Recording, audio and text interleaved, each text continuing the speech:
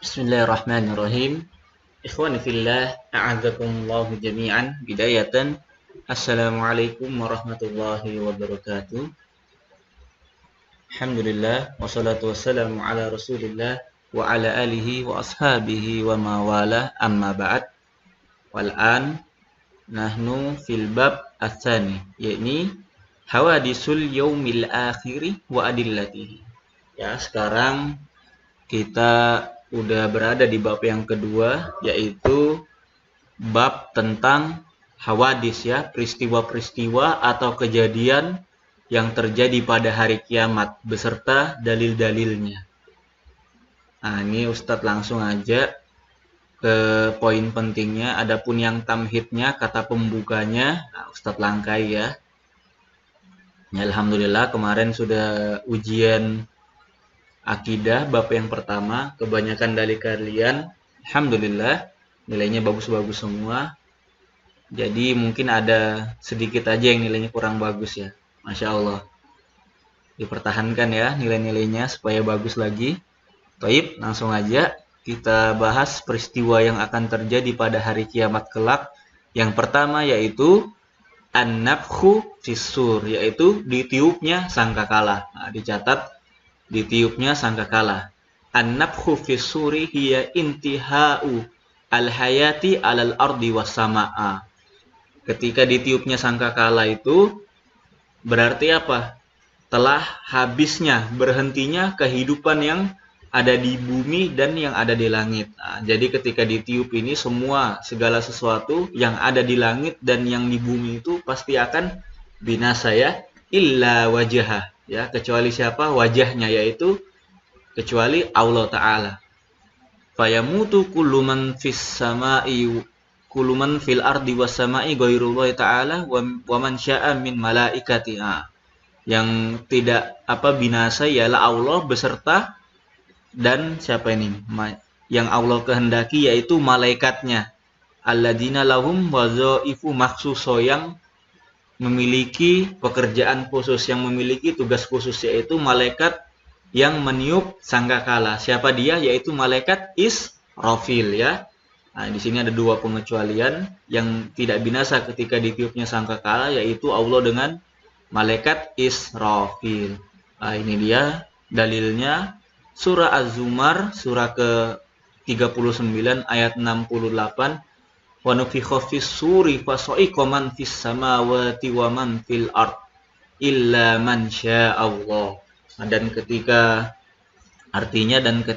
sangkakala ditiupkan, maka akan mati, akan binasa segala yang di langit dan di bumi, yaitu malaikat-malaikat yang di langit dan makhluk-makhluk yang berada di bumi. Illa man sya'allah, kecuali yang Allah kehendaki. Siapa dia? Yaitu malaikat Israfil. Watakuna hadihin nafkhatu hailatu mudammirodan. Tiupan sangkakala ini merupakan tiupan yang besar, yang sangat mengerikan dan membinasakan. Fa indama yasma'uhan nasu la yastati'u an yakuma bisyai'. Ini saking dahsyatnya dijelaskan di sini, ketika ditiup sangkakala itu manusia tidak bisa melakukan apapun. Ya. La yastati'u an ya'uda ila ahlihi, tidak bisa kembali kepada keluarganya. Au yataharrak min makanihi, bahkan sampai bergerak dari tempatnya itu pun manusia tidak bisa. Karena apa? Karena mengerikannya suara sangkakala ini. Bayangkan ya, kita ketika mendengar suara bising aja pasti kita akan nutup telinga kita. Dengar suara keras, suara yang mengerikan tuh udah nutup telinga kita itu. Itu baru suara-suara yang mengerikannya, apalagi suara sangkakala ini. Nah, di ayat tadi diceritakan bahwa langsung mati ya, saking ngerinya tiupan sangkakala ini. Nah, ini dijelaskan di surah Yasin ya, ayat 49, ma yanzuruna illa sayhatan wahida, dan mereka tidaklah menunggu kecuali apa? Soiha, yaitu tiupan sangkakala ya. Nah, dalam sekali tiupan saja tak khuzuhum wahum yakhsimun ya, tiupan ini membinasakan mereka, sedangkan mereka itu dalam keadaan berselisih ya. Fala yastati'una tausiyatan ya, dan mereka tidak bisa memberi wasiat, tidak bisa berwasiat. wala ila ahlihim yarji'un, dan tidak bisa kembali ke keluarga mereka. Baik, sekarang kejadian yang kedua, peristiwa yang kedua di hari kiamat, yaitu al-ba'ats wan nusyur. Nah, ini maknanya sama ya, ba'ats wan nusyur, yaitu dibangkitkannya setelah kematian ya. Nah, ini pengertiannya, al-murad bil ba'ats huna al-ma'ad ya. Maksud daripada ba'ats ialah kembalinya al-jismani ya. Tubuh-tubuh kita ini setelah mati, setelah membusuk dalam kuburan, wa ihya'ul mauta alladina fil kubur, dan dihidupkannya atau Allah hidupkan kembali mayat-mayat yang berada di kubur. Ai ba'as, yaitu ba'as adalah jismun al-mut, ini makna daripada ba'as, ba'sun jismul mutawafi, yaitu dibangkitkannya jasad-jasad yang telah meninggal, marra ukhra, untuk kedua kalinya, minal kubur, daripada kubur ya, dari kubur mereka. Wan nusyur, ini makna nusyur ya, kalimatu muradifatu lil ba'asa, maknanya sama dengan ba'as fi maknaha. Sama ya, ba'as wan nusyur. Biasanya di bahasa Arab itu disebutkan dua ini karena apa? Untuk taukid ya, penegasan, penguatan bahwasannya ba'as itu pasti akan terjadi. Ana ulang, makna daripada ba'as ialah dibangkitkannya jasad-jasad atau tubuh-tubuh manusia yang telah meninggal untuk kedua kalinya dari kubur mereka ya. Dibangkitkannya kapan? Pada hari kiamat. Wan nusyur kalimatul muradifah. Ini muradifnya yukul nusyurun ma itu nusyuron idza asya ba'dal maut. Nusyuron ya, dibangkitkannya atau dihidupkannya lagi manusia ketika hari kiamat setelah kematiannya. Singkat aja ya, karena sama aja makna nasyr wal ba'as. Masyaallah. Fa indama yasha'ullahu ta'ala an yu'idan nas wa yuhyihim fa innahu ya'mur Israfil fa yanfu fis suri marratan ukhra. Jadi ini ketika Allah Subhanahu wa taala mengembalikan manusia dari kematiannya atau menghidupkannya, fa innahu ya'mur Israfil. Sesungguhnya Allah taala memerintahkan Israfil untuk apa? Untuk meniupkan sangkakala, marratan ukhra, untuk kedua kalinya. Jadi ya, tiupan pertama itu seluruh makhluk yang ada di bumi dan di langit itu mati, dan tiupan kedua, tiupan untuk membangkitkan seluruh makhluk hidup ya. Ketika tiupan kedua dibangkitkan, arwah manusia itu kembali ke jasadnya, wa yakumun nas liliqa'i rabbil alamin, dan manusia ketika udah dibangkitkan ini akan menghadap kepada Tuhannya. Ini ayatnya sama kayak tadi, Az-Zumar. Ketika ayat tiupan pertama manusia dan malaikat yang ada di langit dimatikan semua. Summa nafakha fihi ukhra, kemudian di ayat ini diceritakan bahwasannya ditiup lagi sangkakala yang kedua kalinya, fa idzahum qiyamun yanzurun, dan mereka berada dan mereka kembali bangun dari kuburnya, yang zurun ya, melihat atau menunggu ya, menunggu hisab mereka. Kemudian kejadian yang ketiga yaitu ardul mahsyar, tanah mahsyar. Apa sih mahsyar itu? Mahsyar ialah ba'sun nas min kuburihim. Setelah mahsyar ialah dibangkitkannya manusia dari kuburan mereka, dan jumi'u, dikumpulkan di tanah mahsyar, fi ardil mahsyar jami'an, seluruhnya.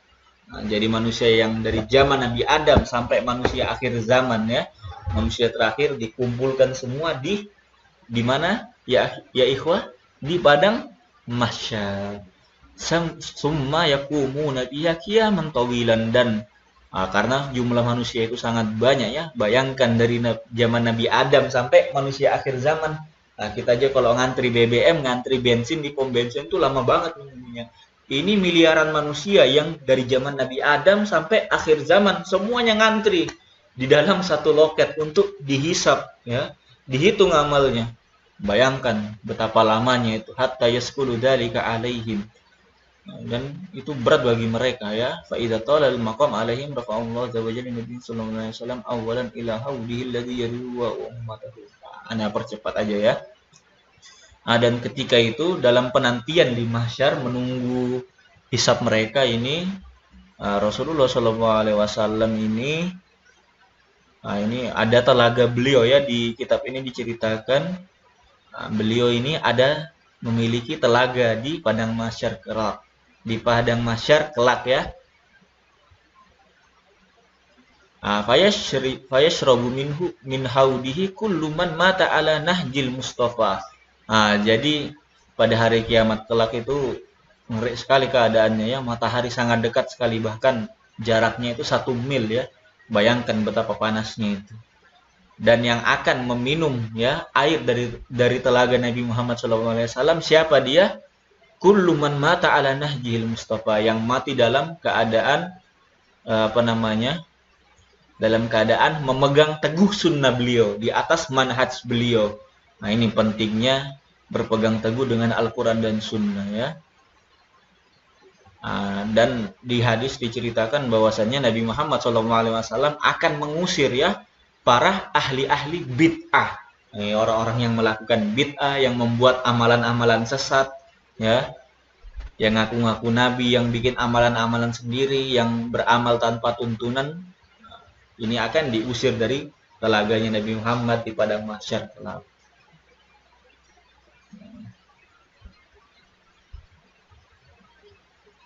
Nah, ammaan sifatil ardil mahsyar, ini di buku ini dikatakan bahwasannya sifat, yaitu bentuknya mahsyar ya pada hari kiamat kelak.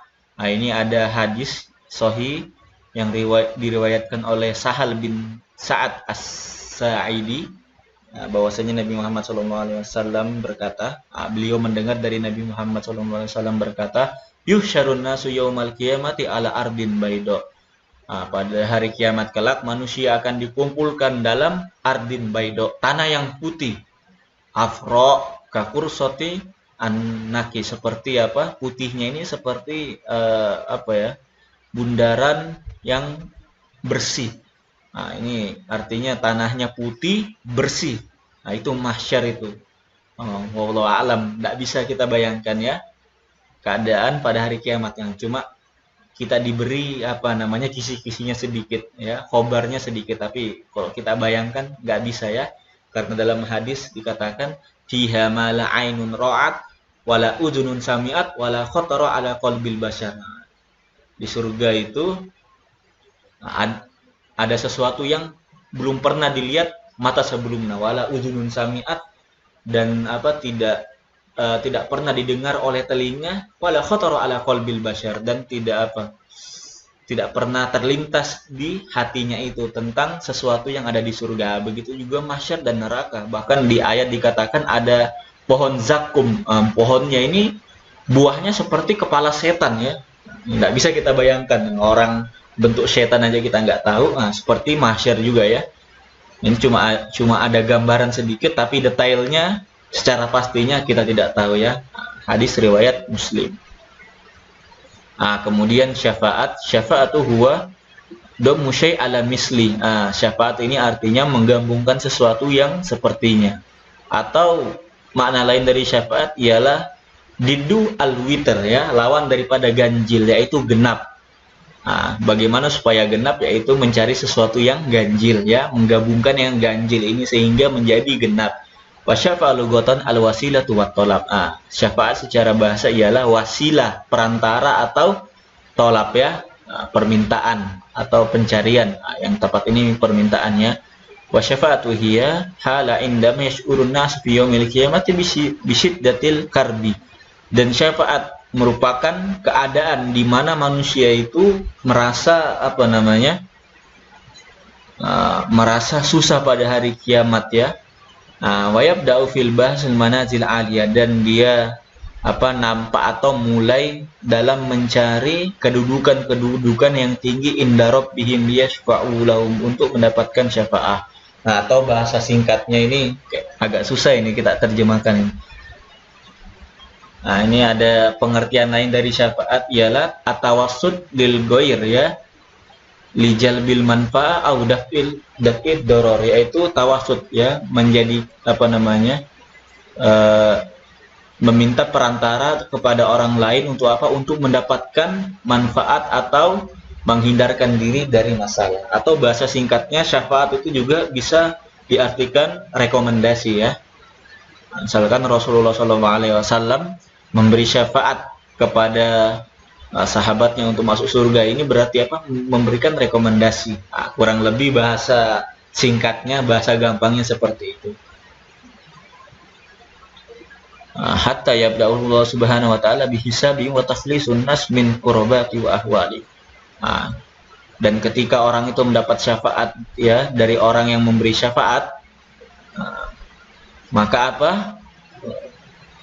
Hisabun wa taslisun min qurabati wa ahwali. Maka Allah akan, karena syafaatnya orang yang memberi syafaat tadi ya, hisabnya dijadikan apa namanya? Lebih mudah ya, dan membebaskannya dari kesusahan yang ada di hari kiamat kelak.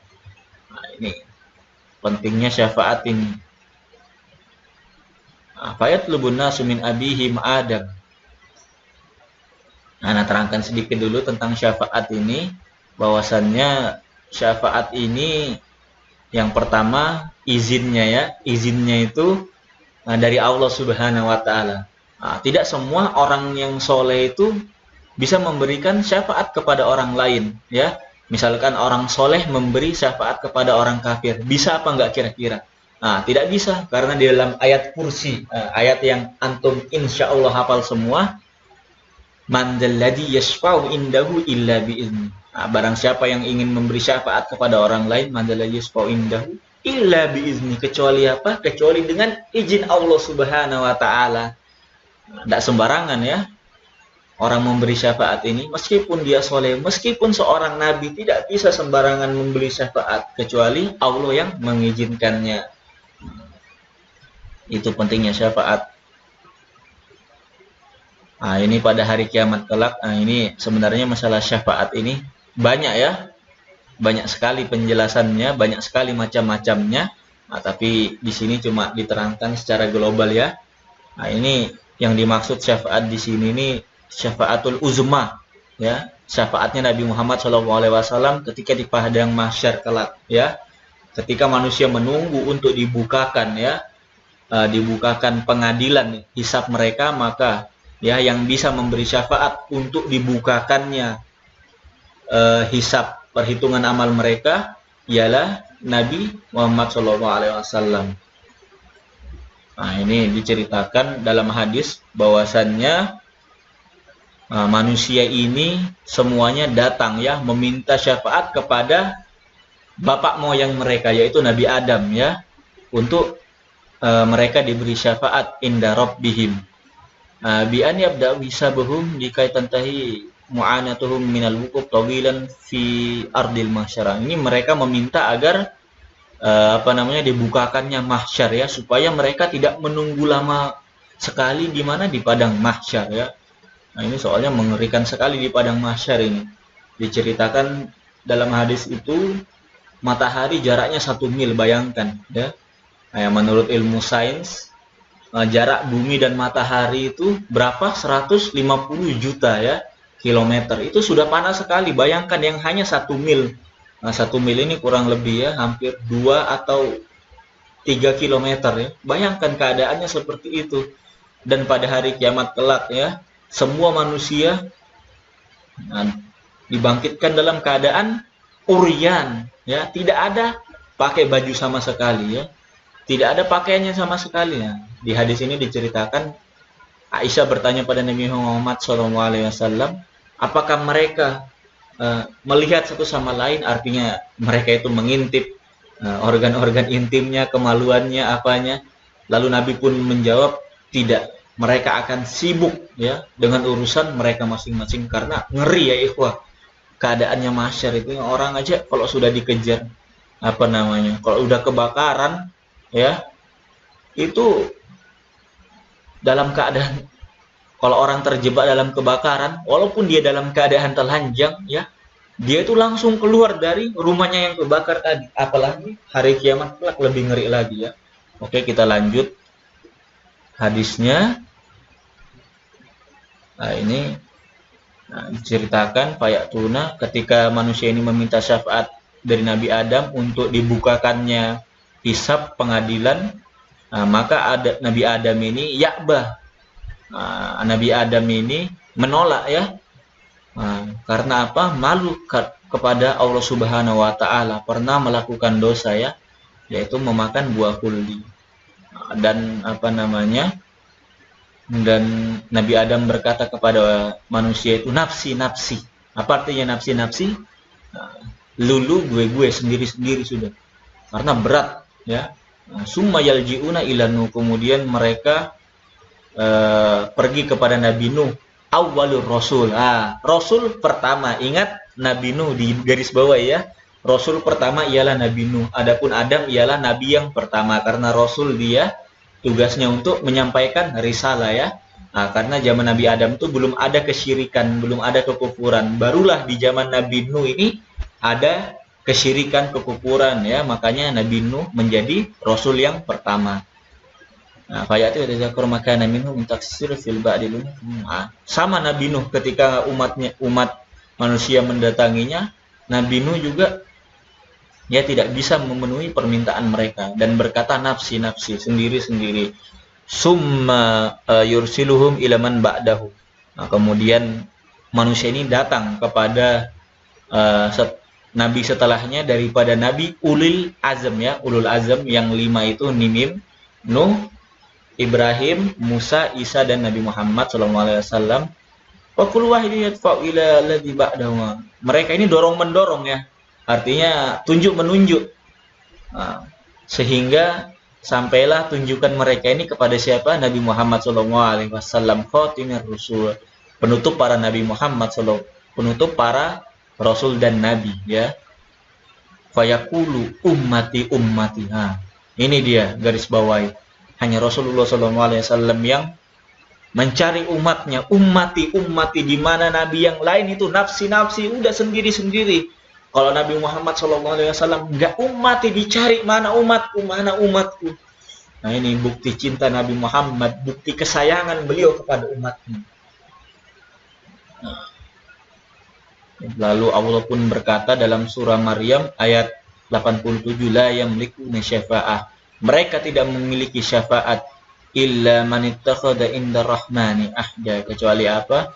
Mereka yang memiliki dari Allah Subhanahu wa taala apa? Janji, ahda. Surah Maryam ayat 87. Nah, mungkin sampai sini saja. Insya Allah tentang hisab dan jaza kita lanjut di pertemuan depan. Hadanallahu wa iyyakum. Subhanakallahumma wa bihamdika asyhadu an la ilaha illa anta astaghfiruka wa atubu ilaik. Assalamualaikum warahmatullahi wabarakatuh.